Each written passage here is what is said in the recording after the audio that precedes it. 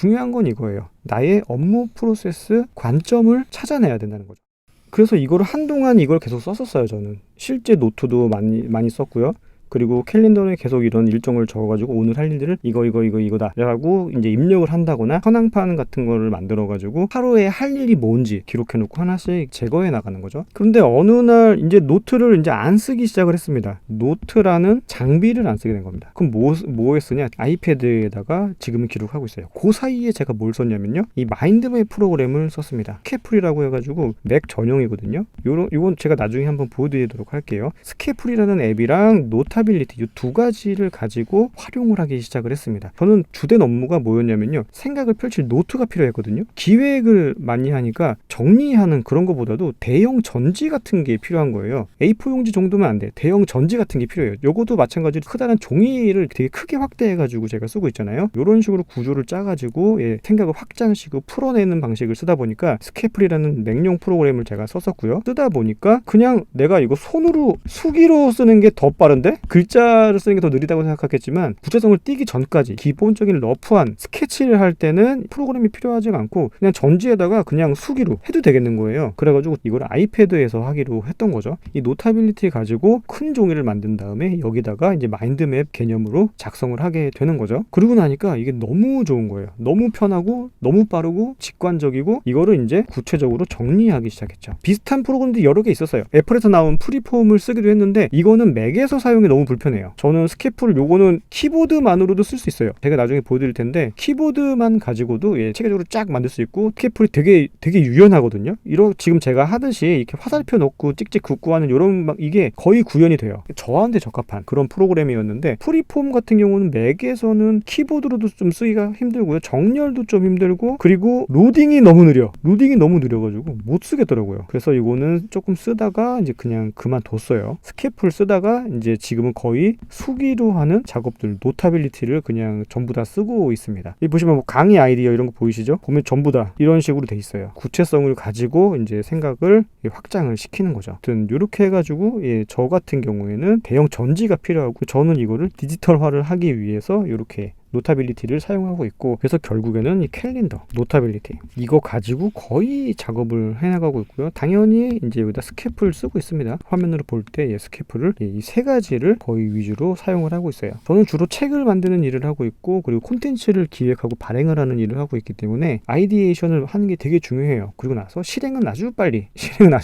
해버리는 거죠. 그런 방식을 택하고 있습니다. 중요한 건 이거예요. 나의 업무 프로세스 관점을 찾아내야 된다는 거죠. 저는 직관적이고 즉각적인 게 필요했어요. 그래가지고 뭐 갖가지 앱을 썼었는데 다 버렸어요. 심플하고 단순해야 돼. 저는 글쓰기를 좋아하기 때문에 글쓰기로 에세이 같은 거 쓸 때 이런 생각 정리할 때 노션에다가 쓰기 너무 불편했었어요. 쓰는 앱의 느낌인가 정서가 있거든요. 그게 안 되면 그냥 애플 메모에 써도 사실 좋아요. 그냥 그런 걸 쓰는 게 가장 직관적이죠. 이런 거 옵시디언, 프리폼, 글쓰기에 굉장히 많이 써봤는데 저는 모든 걸 거의 다 정리했어요. 이유가 사용성과 안 맞아서 정리하게 됐습니다. 저는 J거든요. 구체적으로 세우질 않는 거예요. 20대, 30대 때는요. 되게 사소한 것까지 전부 다 체크 하면서 일일이 이걸 들여다보고 막 그런 적도 있었거든요. 근데 이게 되게 비효율적인 거예요. 그냥 나 오늘 이거 하면 되겠네? 그럼 여기에 또 딸리는 몇 가지 일들이 있잖아요. 그리고 해야 될 것들 목록들이 있으면 이거는 줄줄이 이거 끝나고 요거 해야 되고 이런 식으로 구체화가 돼 있는, 그러니까 처음에는 구체화가 안 되니까 이걸 다 일일이 썼는데 조금씩 업무가 익숙해지고 구체화가 되니까 이걸 쓸 필요가 없다는 걸 그제서야 알게 됐어요. 오히려 투두 리스트 같은 경우에는요, 할 일 목록을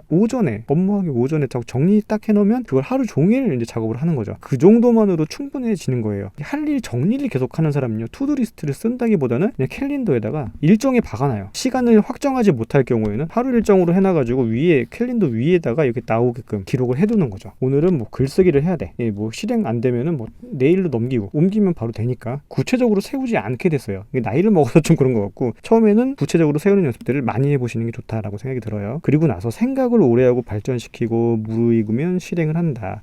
그러면 나는 기획을 많이 하는 사람이다. 실행은 되게 빨리 처리를 해버리기 때문에 이거보다는 비중이 거의 뭐 8대 2가 되는 것 같아요. 난 이런 것들이 많이 필요하구나를 알게 된 거죠. 그러면서 중요했던 게 일이 삶을 침해해서는 안 된다는 거였어요. 일정과 일정 사이에 무리하게 무언가를 끼워 넣지 좋지 않는다. 저는 이게 나중에 꽤 시간이 지나고 나서 성과를 달성하기 위해서 무언가를 한다? 일정과 일정 사이에 무리하게 무언가를 끼워 넣으면 성과를 달성할 수 있거든요. 이런 것도 분명히 좋은데 많이 하다 보면은 어느 순간 되게 무의미해지는 때가 있어요. 내가 소진되는구나를 그때 느껴요. 이렇게 굳이 안 해도 되는구나. 달성해서 그럼 뭐 할 건데, 내가 좀 더 성장을 한다고 해가지고 이렇게 무리하게 해서 성장이 가능한가? 그런 생각이 드는 거예요. 그래서 계속 성과가 중요하고 목적지향적이고 저는 그런 사람이었는데, 어느 순간부터는 이게 삶이 망가지니까 이런 비중을 조절하는 것들이 되게 중요한 일이다라는 걸 좀 생각을 하게 됐고, 그러면서 자연스럽게 형식이 별로 얽매이지 않는 사람이 됐어요. 20대였으면은 좌충우돌 했겠죠. 근데 좌충우돌 자체가 성장의 바탕이 되니까 그런 것도 되게 중요한 것 같아요. 요것만으로도 내 방식을 확립하는 데만도 꽤 오랜 시간이 걸렸습니다. 그러니까 여러분들도 여러분만의 아마 기준이 생기실 거예요. 나는 신미성이 중요해. 나는 꾸미기 좋아해. 나는 정렬이 잘 됐으면 좋겠어. 이런 것도 전부 다 자신의 기준이겠죠. 저는 속도가 중요했고요. 사실은 빨리 펼치고 빨리 쓸 수 있고 빨리 확인할 수 있고, 그게 사실은 저는 제일 중요했었고, 오히려 타이핑하는 것보다 손으로 쓰는 걸 더 좋아하게 됐고, 빠르다는 걸 인지하게 됐고, 그리고 이게 익숙해지고 나니까 이거만큼 빠른 게 없는 상태가 됐죠. 그리고 어떤 사람은 이런 거 디테일 하나하나를 통제하고 싶어하는 사람들도 있어요. 나는 모든 걸 통제하고 싶어. 착착착착 일정 착착착 해가지고 프로세서대로 실행을 하고, 실행력도 좋아가지고 이분들은 이런 실수가 하나도 없어. 모든 거 다 체크해놓고 확인 완료 엄청난 퍼포먼스를 보여주시는 분들도 있죠. 그분들은 굉장히 존경스러워. 그런데 나는 그걸 못하겠다, 할 수가 없다, 실력이 없다, 나는 그런 실력이 없다 라는 거를 이제 눈으로 확인하게 되는 거죠. 정리를 해야겠는데 아직 어떻게 해야 될지 잘 모르겠다, 나도 체계적이고 구체적이고 싶다, 이런 분들도 굉장히 많으실 거예요. 특히 이제 사회초년생들이라든지 일을 해야 되는데 어떻게 해야 될지 잘 모르시는 분들의 경우는 이런 상황에 빠져 있으신 분들이 굉장히 많을 거라고 생각합니다. 이런 분들은 그냥 무조건 많이 해보셔야 돼요. 계획을 많이 세워보고 실행도 많이 해보고 시행착오도 많이 겪어야 됩니다. 너무 중요해요. 너무 중요해. 계획과 실행과 시행착오를 계속 반복해야 돼요. 그러다 보면은 어느 순간부터는 내가 뭘 해야 되는지 계획을 세우지 않는데 계획이 돼 있어, 머릿속에. 그 방향까지 가시는 겁니다. 이건 P냐 J냐와 별반 관계가 없어요. 정말 크게 느꼈던 건데, 정리가 진짜 필요한데 제가 이걸 하지 못했을 때 큰 손해를 봐. 큰 손해를 보면요, 사람이 바뀝니다.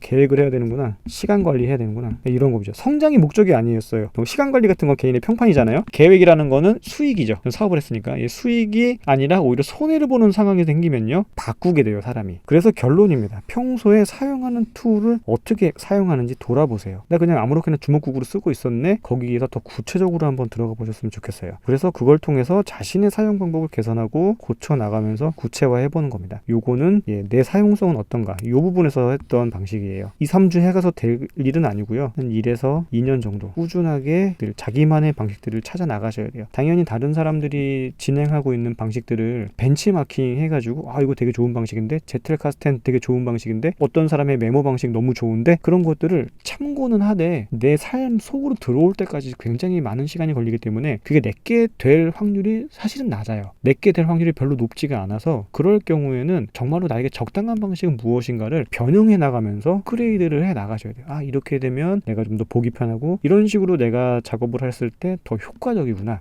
그런 것들을 찾아내는 거죠. 시간이 꽤 걸립니다. 이런 이유로 제가 노션을 쓰지 못하게 되었어요. 여러분들도 여러분들만의 프로세스가 있을 거예요. 이런 것들을 하나씩 개선해 나가면서 자신의 삶을 잘 갖고 나갈 수 있는 분들 되셨으면 좋겠습니다.